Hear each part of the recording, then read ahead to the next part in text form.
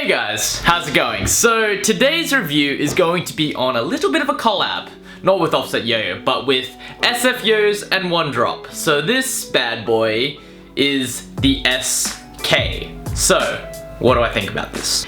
So as you guys can see, this Yoyo is kind of at like a budget price point, so it's about $45, 45 US dollars. So as you can see, generally just by the looks of it, I'm assuming that this is the lower grade 6061 aluminium. And as you can see, the center here, it kind of has just kind of like a little groove designed for fingerspin. So I'll be testing that out later in the video. The next thing is that, like most Onedrop Yoyos, and I don't really review a whole lot of Onedrop Yoyos, but it comes stock with a flat but 10 ball bearing. So, not a big fan of flat bearings, never was, never kind of will be, but yeah, that should be kind of an interesting change. So yeah, let's go ahead, throw this thing around. So, at first throw, and again, I've had this for a little bit of time now. This is actually from Jonathan's personal collection that he loaned to me because he wanted a review on it.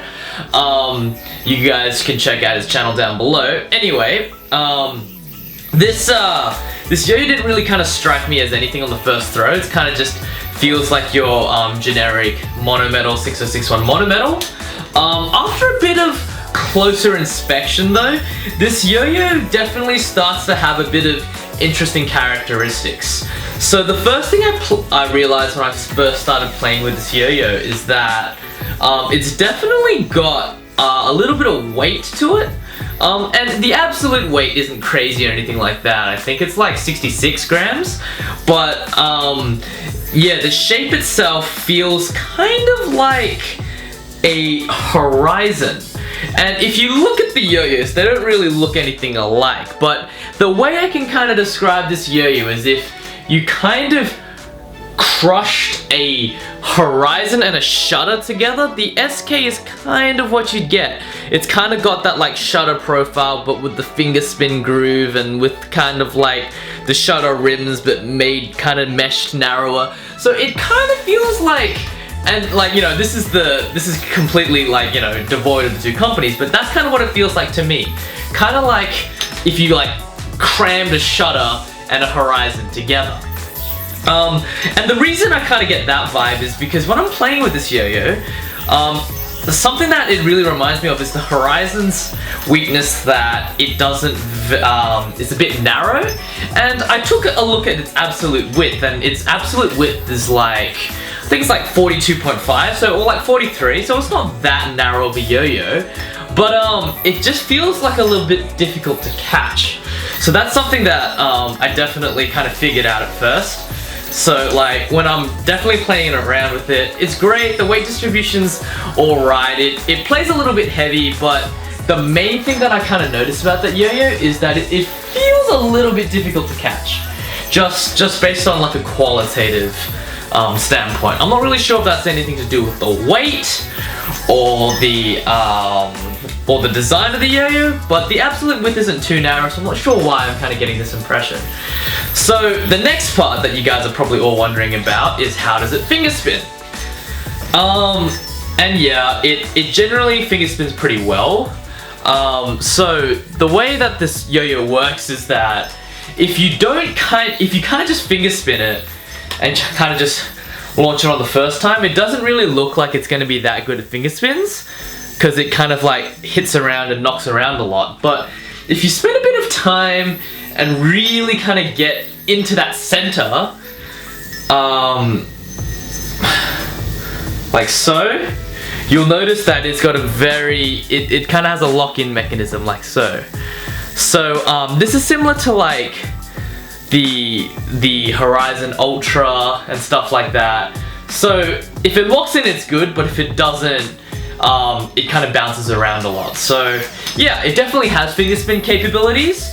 Probably not the most effective one on the market right now, but definitely it's got some fingerspin capabilities. In terms of the overall Yoyo, I understand that like the 10 ball thing is a very Onedrop kind of thing, and it's kind of like a signature design thing, but I'm just not a fan of flat bearings.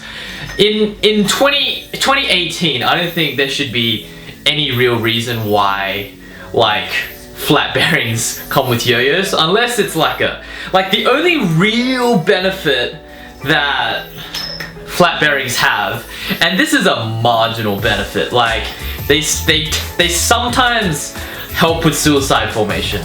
So like as I'm doing this yo-yo trick, like I'm noticing like the suicides kind of form slightly better than usual because of the flat bearing, and I'm not sure why that occurs, but it kind of just does happen. And yeah, like that's the only real benefit, but literally everything else in terms of spin time, playability, stability, horizontal play, it takes a back seat. So I don't really care how fast this bearing spins. If it doesn't have centering capabilities, it's really annoying.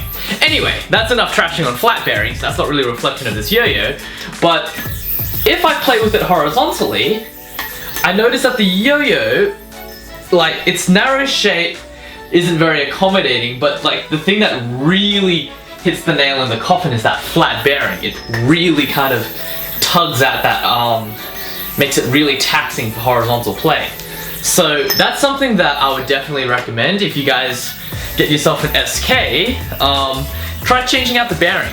I would do that now, but I think, you know, this is Jonathan's yo-yo, and I don't think he'd, you know, really like me messing around with the bearings on this thing. So yeah, and this is how the yo-yo comes stock anyway. So I'm kind of just reviewing the stock kind of performance of the SK.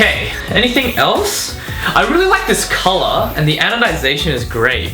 So as you can see here, the yo-yo itself is really nicely anodized. It's a pretty smooth yo-yo. That being said, I'm not sure if Jonathan dinged it or anything, but this, normally like Onedrop yo-yos are like dead smooth, and this has like a tiny little bit of vibe, just like a tiny little bit, which is just kind of different from all the Onedrop yo-yos and SF yo-yos I've tried. So yeah, not sure if that was Jonathan or the manufacturer, but yeah, those are my thoughts on the SK. Good yo-yo. Probably would be better with a centering bearing of some sort, and I think there's something about the catchability that makes it slightly difficult to play with, but that's just my opinion. The specs say otherwise, you know, with a width of 42, and you know the diameter says otherwise. But yeah, those are my thoughts on the SK. Any comments, questions, criticisms, post them down below, and I'll see you guys next time.